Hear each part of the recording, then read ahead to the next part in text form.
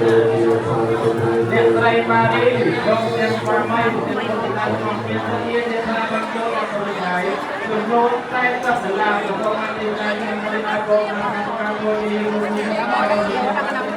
មកណាទីតែគឺខ្ញុំមកការយុវជនសុខភាពរបស់ពលរដ្ឋក្នុងតនរកាយរកសម្បត្តិទេវតាសូមទេវតាមួយមើលលោកធាតុមានព្រះអិទ្ធព្រមគឺក្នុងការស្ដេចជួបនេះពីកាលណាបីបាច់ថែរក្សានៅញោមក្នុងប្រសាទពុទ្ធទានពេលវេទដោយនៅភាពនៃពុទ្ធជាម្ចាស់រស់អង្គបឋមមានពេលវេទដោយភាពនៃវិទ្យាទាំងពុទ្ធសព្វទានពេលវេទដោយភាពនៃវិទ្យាទាំងពុទ្ធភាសាតៃវ៉ាន់សតេទូទៅខ្លាយចូលមានដល់ញោមក្នុងប្រសាទពេលវេទការដល់ទៅក្នុងមុទនី